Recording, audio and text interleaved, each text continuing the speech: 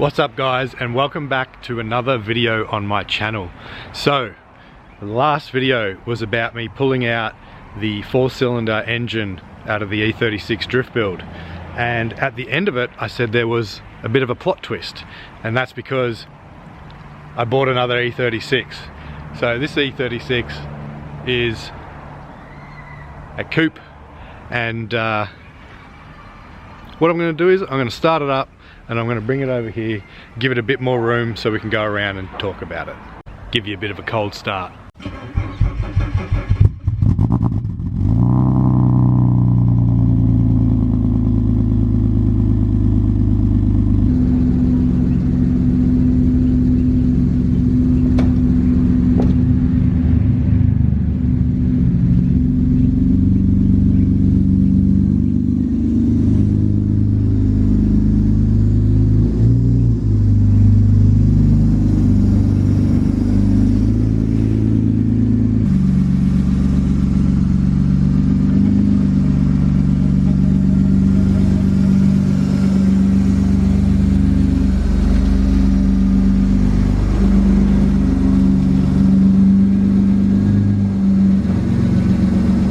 So you might be wondering, why did I buy another E36 to build another drift car with?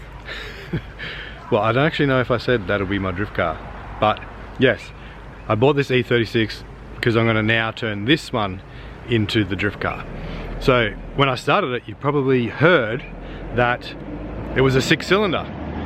So with the sedan E36, it had a 4-cylinder in it, and that wasn't going to cut it for drifting. So I've been thinking about, like, should I put a BMW engine, like 6-cylinder BMW engine back in it? Should I put a 1JZ, or should I put an LS in it? All those types of things. And I decided I wanted to go with BMW engine, a 6-cylinder engine, because I wanted to create different versions of this build. And it'd be good to have a 6-cylinder engine and then turbo the 6-cylinder and then upgrade it to something else, and then that way there's a bit of progress with the car as I progress in my drifting. So I bought this one because it already has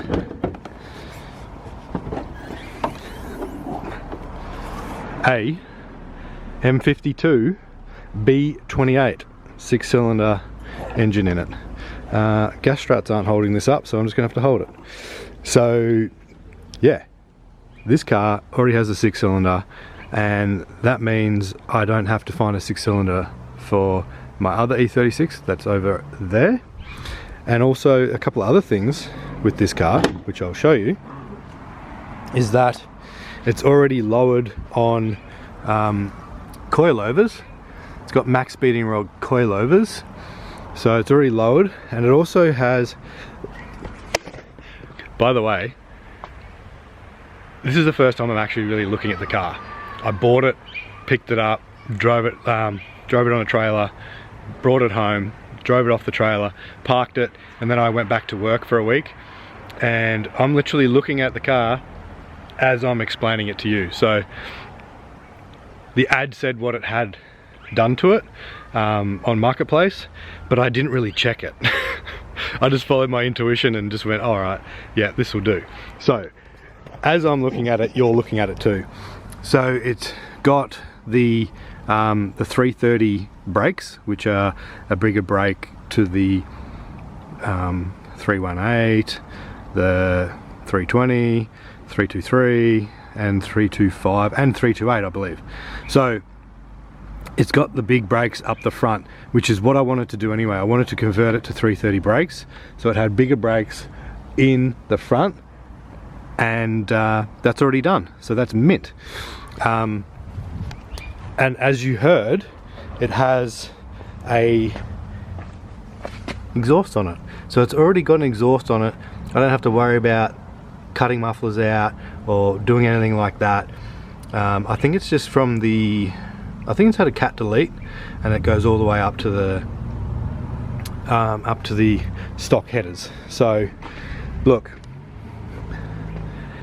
it is a little bit rough. There's a couple of little things that are rough, like the bumper's not screwed on properly, the paint's peeling, it's got a smashed windscreen, like it's filthy. These guards have been rolled in a very exotic way. So, but that's all good, I don't mind. It's just going to be a drift car. So, yeah, it's a good platform to start with, I think. Now, the only thing is, it is automatic. So, I am gonna have to manual swap it. And that's okay, because in the other car, in the other E36, the sedan, I've got everything to swap it. I've got the pedal box, I've got the slave cylinder, I've got the master cylinder, whatever else you need. The only thing is the gearbox. So in the 318, it's got the Getrag gearbox, and because this is a 2.8 litre, they come out with the ZF box, which is the stronger box. Now, I could, just for now, swap in the Getrag box and hope for the best. There is a guy over in the UK on YouTube, I don't know what his name is, but I saw it come up the other day. He has always been running Getrag 5 speeds behind his engines, and he's got he's running a 2.8 as well. So that is an option for me, but I am going to want to turbo this one day. So with that horsepower increase, I'm going to need something a little bit stronger. And as you probably know, you can get a diesel box or a ZF box out of the 2.8s or the 3 litres or the M3, but they are quite expensive. They're about 1,200 bucks and above. That's in Australia. So that's one thing that I do have to do. And obviously, because I'm manual swapping it, I'm going to need to get a flywheel, because the flywheel on the 4-cylinder isn't going to fit, and then I got to get a clutch kit. So anybody out there feel like sponsoring your boy, that would be muchly appreciated.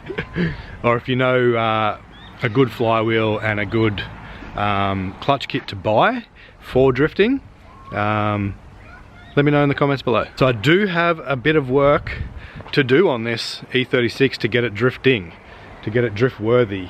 So manual swap, I've got to put in a lock kit. Obviously you can do that without it. I've also got to check the diff, because I don't know if it's got an open diff, because the other day I was just on the road out here and I did a bit of a standstill and both wheels spun. So I don't know if it's got an LSD in it, and if it's got an LSD in it, that means I can't weld the center. So I need to jack it up, I need to check that, see if it's an open diff or an LSD, because if it's an LSD, I have to get an open diff, and I need to weld it. So yeah, you're probably thinking, why don't you just use an LSD to drift? It's like, well, you can, but also it's not the best, because you want both wheels locked all the time. You don't want an LSD to open while you're mid-drift, because it won't drift. Like my E46 build, I'm going to gut the interior, put new seats in it, put a steering wheel. I didn't do this in my E46, but I'm going to do it in the E36. I'm going to fuck the door cards off, because they're all broken anyway, and I'm going to get some either made up or buy them, some aluminium door cards just to neaten them up a bit. And I'm going to have to put a cage in it, so we'll be doing that. Going to put a lock kit in it and an angle kit in it, so not sure which way I want to go with that yet. Let me know in the comments below if you recommend any angle kits and lock kits for the E36. Now this is the part of the car that I haven't showed you yet in terms of damage. So if you look here, it does have a bit of a dent at the back here. So you can see the bumper's pushed in. You can see this part's a bit crinkled. You can see the boot is damaged. The bumper's hanging off here. And if we go inside here, I'm not sure what this part of the boot's called, or the part of the chassis, but it is pretty crinkled and crushed in. This here, the guy that had it before me, he cut that with a Sawzall or a bloody Recipro, because he was planning to replace that. He had another piece to replace it with, but he never did it. So in regards to this damage, I was going to do this anyway. I was going to cut out the spare wheel well, right, to reduce weight, and because this is like this now, I'm going to cut this back up here further, and I'm going to plate it, and then I'm just going to build my own kind of rear rear chassis here to then pick up the bumper bar and everything like that. So basically going to be a bit of fabrication happening here to make this right. Obviously they probably won't scrutineer this, so especially with it like this cut like that, so I do need to do something about that. First time opening this too. Let's see what's in here.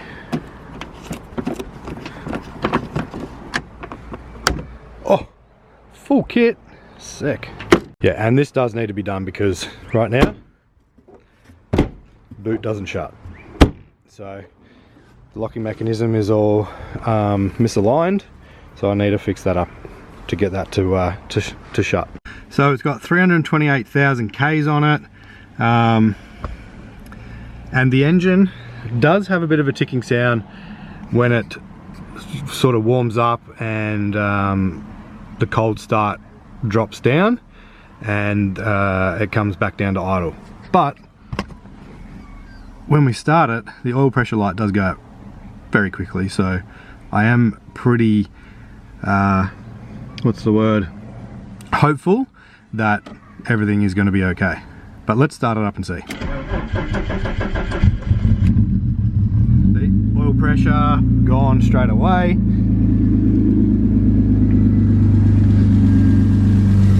Let's have a listen. Not too loud right now. I'll come back when it starts to develop. You can really hear the tick, like through the exhaust. I don't know if I can hear it coming from inside the exhaust or it's like tapping on something underneath. Oh, you can start to hear it develop now. Pretty loud over here now. But yeah, you can really hear it underneath the car. So I'm not sure if this is something major or maybe it's going to clear up with an oil change. Maybe, yeah, give the engine a bit of a flush, run some engine oil flush through it, and then change the oil, put new oil in it and see if it quietens up. I was just hoping that it's a sticky lifter and that it would go away once oil pressure comes up, and because it has been sitting for like 3 months apparently. It's been sitting around for 3 months, and I'm wondering if all the lifters have bled down and one's just a little bit sticky. So I am going to try that. Hopefully, fingers crossed, it does clear that up. Apart from that little tick though, the engine does run pretty smooth. So I am pretty stoked about that, and that's why I do have a bit of faith in this engine. Even though it had 328,000 Ks, I just have a bit of faith in it because it does run smooth and it does get oil pressure quickly, so that gives me a bit of hope. So one thing that is missing from the engine bay is the fan shroud. So it's got a clutch fan on it, or a viscous fan on it, but it's missing the shroud. So that's obviously not going to really pull much air through it. I do want to upgrade the cooling system, so I do want to go to an aluminium radiator. The hoses don't look that old, and they are silicone hoses, so that's good. but I will go ahead and change the thermostat, probably get an earlier opening one, make sure that it's got a new water pump with a metal impeller, and yeah, just change any hoses that look pretty suspect, get a new overflow bottle, and if I can find a shroud, that would be sick, because apparently these viscous fans are, or clutch fans are better than the electric thermo fans. But if not, I will go to a thermo fan setup. I'm not going to focus on too much cosmetically with the car.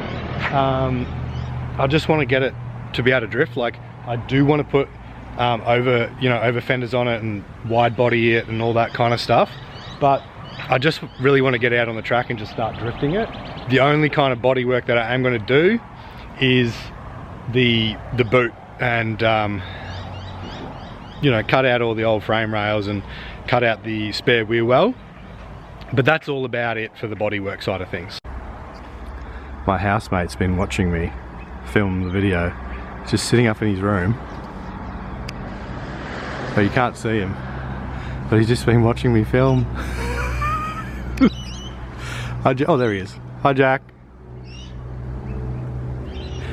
No waves, just fingers up. So I don't really know what else to tell you or what else to say about this car. Probably the first thing I'm going to do is flush the engine oil, drain it, new oil in, new filter, see if it changes that tick. If it doesn't, I'll probably just put earplugs in and fucking forget about it, or imaginary earplugs and forget about it. So yeah, if yourself or you know anybody else that would love to jump on board as some sort of sponsor, or you know, help out in some way with this build, that would be muchly appreciated. I'll do everything in my power to, you know, shout your brands out and all that kind of thing, as long as obviously we align with our values and you know, we want to work together. I don't want to just take sponsorships off people for no reason. I do want to make sure that we're aligned in some ways. So yeah, if that's you, drop a comment below, reach out to me on Instagram. It'll all be in the description, and yeah, I look forward to chatting to you. And anybody watching this video, thank you for watching. Really appreciate the viewership. I really appreciate your subscriptions. I love your likes. I don't love your likes, that's kind of weird to say, but I do appreciate when you do like the videos. I love your likes. I love likes. But yeah, really appreciate your guys' support. It's been amazing throughout the whole channel over the last 3 years, with the first E36 build and now my new E36 build. So yeah, I really do, from the bottom of my heart, I really do appreciate your guys' support. And I'm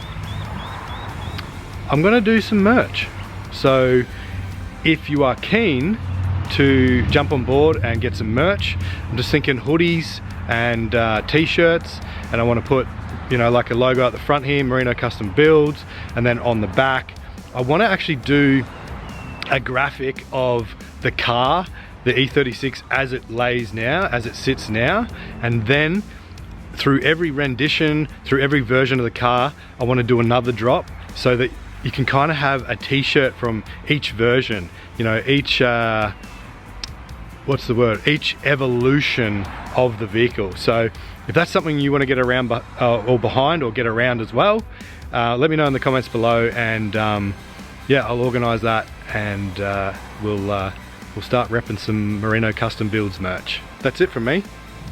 I hope you guys have a great day. Thank you for watching, viewing, subscribing. If you're not already subscribed, please consider subscribing, and like the video if you did. Have a great day.